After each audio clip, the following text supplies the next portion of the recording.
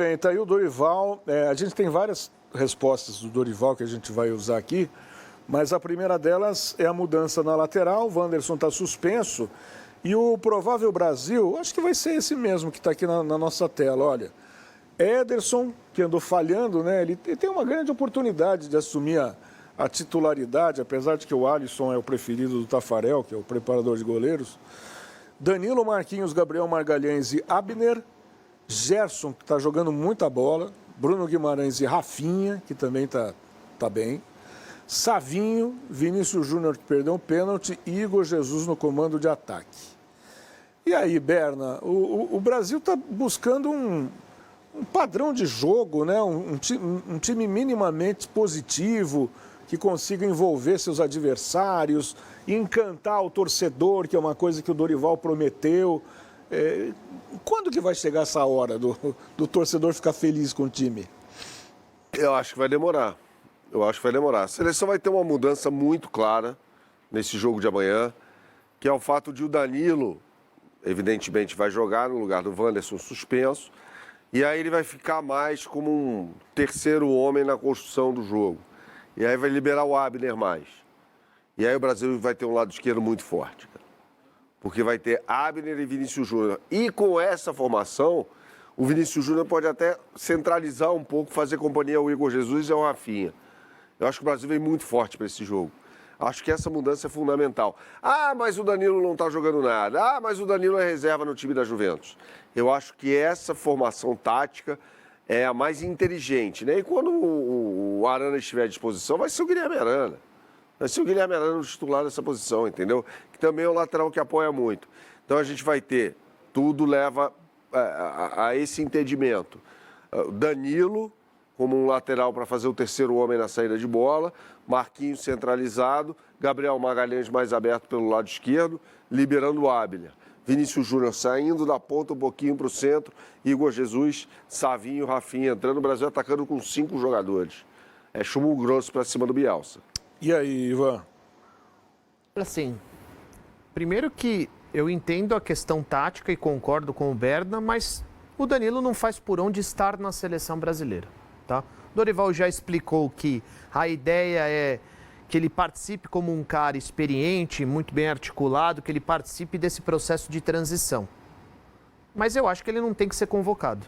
Ele não faz por onde, tá? Mas para o jogo de amanhã, como ele foi convocado e o titular não pode jogar, e o cara que foi convocado não pode passar na frente, porque aí seria uma incoerência do treinador, né? Porque o Dodô tem basicamente as mesmas características do Wanderson. O Dodô é um lateral que sobe mais. Exato, ele vai colocar um lateral com uma característica diferente para esse compromisso. Beleza, eu entendo a questão tática, mas acho que o Danilo não deveria estar na seleção brasileira e a única coisa que eu também faria é o Luiz Henrique no lugar do Savinho. Essa é uma questão que eu ia levantar com vocês, porque esse é um momento que o Brasil não tem Neymar, não tem Rodrigo, não tem Pedro na formação do ataque, e certamente esses nomes seriam titulares da seleção, né? Não seria a hora do Luiz Henrique começar como titular, Berna? Eu acho que sim, eu relutei muito em mudar a minha opinião, né? Mas quem sou eu para ter uma opinião só? Não tenho pretensão a ser um idiota, né? Como dizia Nelson Rodrigues, né? Só os idiotas não mudam de opinião, aquela coisa toda. Eu não tenho a menor intenção de ser um idiota.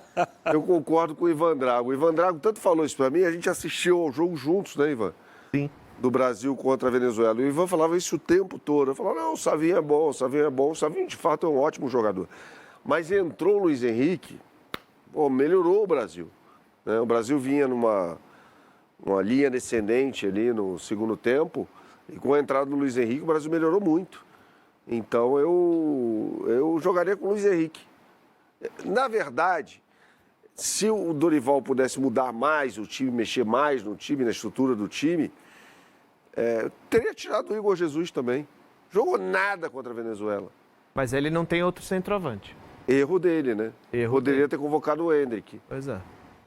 Você falou do Nelson Rodrigues, os mais jovens não têm noção da dimensão do que foi o Nelson Rodrigues. Foi um monstro. Era jornalista, dramaturgo, irmão do Mário Filho, que dá nome ao Maracanã e que escreveu o melhor livro da história do futebol brasileiro, que é o Negro no Futebol Brasileiro. Mas o Nelson Rodrigues era uma figura machista. Hoje acho que as peças dele não passariam nenhuma pelo crivo da sociedade, porque era extremamente machista, mas no futebol tinha algumas peculiaridades. A primeira delas, ele participou da primeira mesa redonda da TV brasileira, que é a mesa redonda Facite. Facite.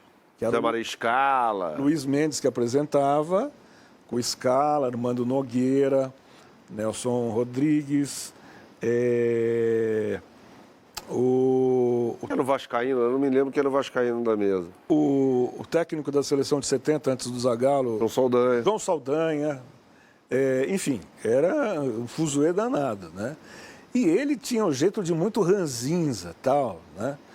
E aí, e brigava pelo Fluminense, que era o clube dele, ferrenhamente. E assim, ele via o videotape do jogo, que na verdade eram fitas gigantes que eles colocavam em preto e branco ainda, davam trabalho, não tinha as edições que a gente tem aqui com os cortes e tal.